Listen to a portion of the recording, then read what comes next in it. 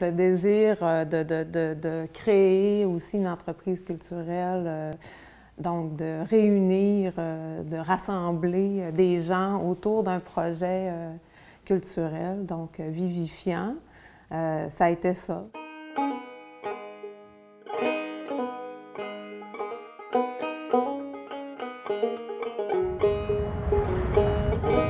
Ça a été, vraiment au départ, on avait une vision très artisanale presque de tout ça. Donc, faire le livre pratiquement, le coudre à la main, là, c'était vraiment...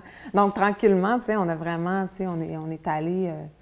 on est entré à fond, en fait, dans toutes les étapes de fabrication d'un livre, puis de sa diffusion et tout ça. Donc, bien, on a appris le métier, là, vraiment, justement, au gré des rencontres, puis en allant chercher les meilleurs projets, vraiment, avec nos coups de cœur et tout ça.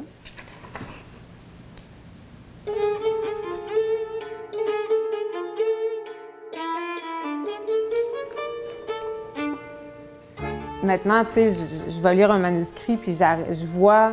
Mon but, c'est d'avoir la vision du livre. C'est quoi le livre? Donc, le manuscrit, on n'est pas du tout rendu au livre. Donc, c'est aussi de faire comprendre à l'auteur cet aspect-là, là, justement, aussi. Puis ça, c'est ce travail-là d'accompagnement que moi, j'aime vraiment beaucoup, en fait, aussi, là. Je prendrais Charme, en fait, après, j'avais le texte à relire. C'est un travail relationnel, là, tu sais, je suis en relation avec des créateurs, là. Donc, moi, c'est dans le plus grand respect de tout ça que je travaille, là, depuis toujours, là, en fait. C'est ça. Ça évolue, bien sûr, mais ouais, dans cette vision-là, je pense que je vais toujours la conserver, là.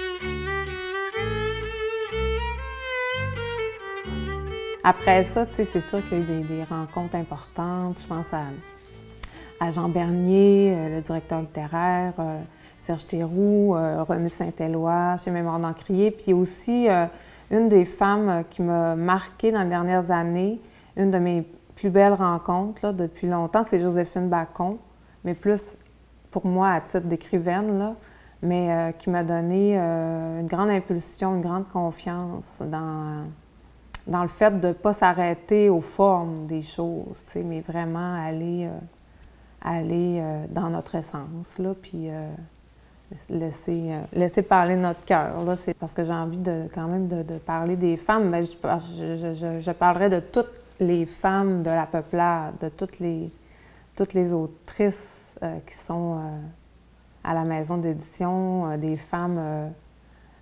grandes femmes, des ladies, là, vraiment, je veux dire, des femmes inspirantes, des créatrices, des femmes qui prennent parole, qui s'approprient même le territoire, là, maintenant, à travers, je pense à la poésie des dernières années, là, il y en a beaucoup.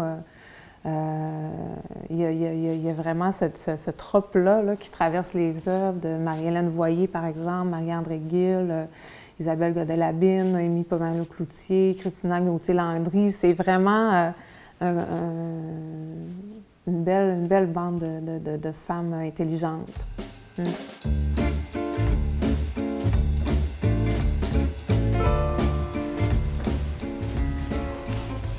J'arrive à Paris, puis dans chaque librairie où j'entre, il y a les livres de la peuplade. C'est comme, où il y a des livres en vitrine, où il y a les livres sur les tables de nouveautés. Ça, c'était vraiment comme incroyable, là, tu sais. Puis, je veux dire aussi, c'est iconique, là, d'être à Paris, puis de prendre conscience de ça, là. Ça, c'était un moment important de mon parcours professionnel, là, parce que c'est une grande aventure professionnelle, celle-là, d'arriver à s'installer, là, à s'établir dans ce contexte-là, là. On a créé un précédent aussi, là, dans l'histoire de l'édition du Québec, là, quand même, en arrivant là-bas avec nos livres, avec notre identité à nous, là, vraiment.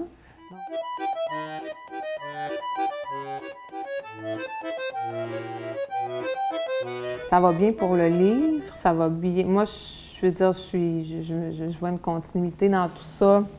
Je veux dire, le livre, ça va rester, c'est là, c'est important, c'est nécessaire. C'est que, tu sais, j'ai pas de difficulté à voir, tu sais, vraiment une longue continuité Tu sais, je me verrais faire ça, je veux dire, le plus longtemps possible.